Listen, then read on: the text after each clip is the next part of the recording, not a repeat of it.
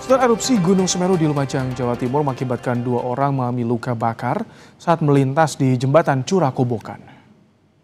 Sangat tebal lor, abunya lor. Abunya sangat tebal sekali. Video amatir memperlihatkan detik-detik awan panas Gunung Semeru menerjang jembatan Curah Kobokan, Desa Sumberwulu, Candipuro. Asap dari awan panas mengepul hingga menutup jalan raya.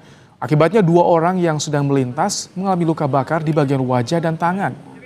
Keduanya lantas dibawa ke Puskesmas Candipuro dan kini dirujuk ke rumah sakit umum daerah terdekat.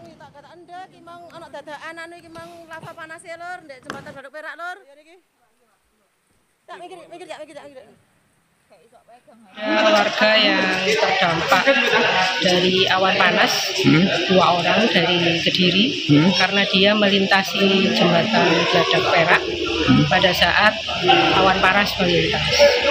Pengendara motor.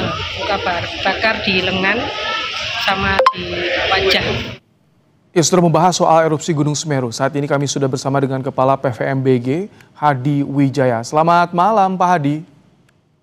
Selamat malam, Mas Ibrahim. Baik, Pak Hadi, apakah ini sudah terprediksi sebelumnya erupsi dengan tinggi kolom yang mencapai 2 km, Pak Hadi? Ya, untuk erupsi Gunung Semeru sebetulnya dalam 1 tahun terakhir kan relatif harian memang terjadi.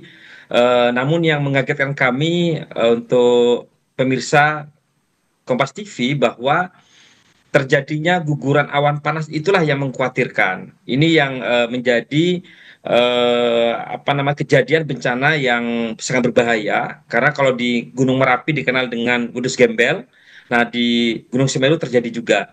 Nah, apa yang menjadi hal yang penting untuk keselamatan warga, maka harus berada posisinya sejauh mungkin dari kejadian bencana awan panas guguran di Semeru. Oke, ini yang juga jadi catatan, naik status drastis dari 2 ke 4. Ini 2 kali level naiknya, Pak Hadi. Betul. Jadi tadi jam 14.35 saat laporan ke kami dari tim pengamat gunung api di pos Gunung Api Semeru memang menyebutkan terjadi peningkatan awan panas guguran yang awalnya 5 kilo berkembang ke 7 kilo, maka kami pukul 16.00 WIB kami naikkan status dari level 2 atau waspada ke level 3 siaga. Tapi ternyata perkembangan berikutnya sudah mulai masuk ke ke jarak 13 kilo, sehingga kami pun akhirnya dengan tim menganalisis dan kami naikkan statusnya pukul 17.00 untuk ke level 4 atau awas, yaitu dengan jarak luncuran kami perluas menjadi 20 kilo untuk sektoral. Nah, sedangkan radius Mas Ibrahim kami naikkan dari 5 kilo ke 8 kilo. Maknanya apa? Bahwa kami khawatir untuk radius 8 kilo itu masyarakat jangan sampai terjadi tidak hanya erupsi abu vulkanik, tapi juga lontaran batu pijar seperti di Laut Tebing Laki-Laki. Oke, baik. Nah, untuk saat ini di Rabu malam 21.49 waktu Indonesia Barat, statusnya apa? Masih awas? Ya, levelnya adalah tertinggi yaitu awas, tetapi kami terus menganalisis apakah jarak rekomendasi kami itu 8 kilo secara radius dan secara sektoral ke arah selatan dan tenggara masih 20 kilo. Karena kami mengkhawatirkan kalau masih terjadi peningkatan awan panas dan lahar panas lahar dingin, bisa saja kami akan perluas statusnya, perluas areanya itu dari 8 kilo bisa ke 10 kilo, bahkan 20 kilo secara sektoral tadi bisa ke 20 kilo.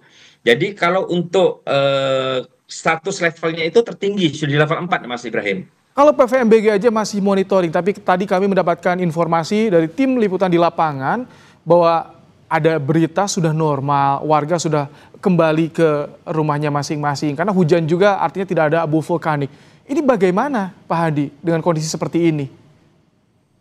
Ya, ini perlu kami tegaskan lagi kepada masyarakat, terutama masyarakat terdampak, bahwa bahaya dari erupsi gunung api itu bermacam-macam. Ada bahaya karena abu vulkanik yang bisa menyebabkan gangguan pernafasan, tapi juga ada bahaya lontaran batu pijar yang bisa menyebabkan rumah itu bisa hancur, bahkan jalan pun bisa terjadi lubang-lubang seperti lotomi laki-laki.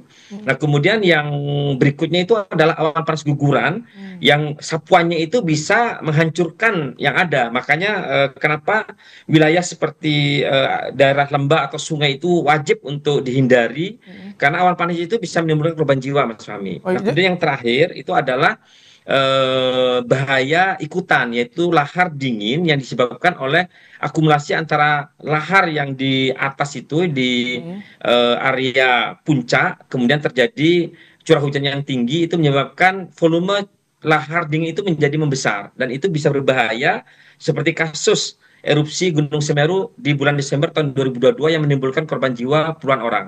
baik, jadi sebetulnya ketika saat itu terjadi sudah ada pelajaran dong mitigasi di bencana tahun ini ya, Pak Hadi. Artinya warga juga harus mengikuti arahan dan lebih mengutamakan evakuasi sesegera mungkin dong ya?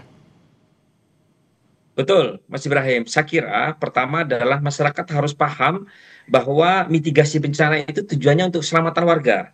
Jadi kami berharap bukan hanya tidak ada korban jiwa, tapi juga tidak ada korban yang luka-luka. Amin. Walaupun tadi kami mendapat informasi ada 2 orang yang terluka saat menghindari awan panas, itu memang seharusnya tidak ada korban seperti itu karena jaraknya sudah 13 kilo. Nah, kami sudah memberikan himbauan dari tadi sore, 20 kilo itu adalah jarak terdekat yang harus dihindari. Tadi malah ada warga yang di 13 kilo, 15 kilo. Nah, itu menjadi pembelajaran bersama.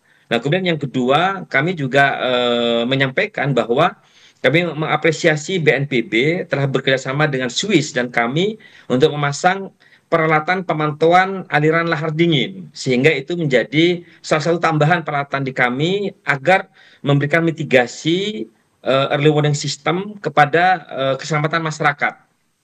Oke, baik. Ini terakhir imbauan agar warga aware, ini bahaya. Ini masih dipantau oleh PVMBG, status masih awas. Ya, kami telah memberikan rekomendasi, Mas Ibrahim. Pertama adalah secara jarak yang aman, kami menghimbau agar radius 8 kilo itu harga mati. Jadi masyarakat tidak boleh ada yang kembali ke rumah, kemudian sayang dengan ladangnya, sayang dengan kebunnya. Saya kira nomor satu adalah wajib untuk menyelamatkan jiwa.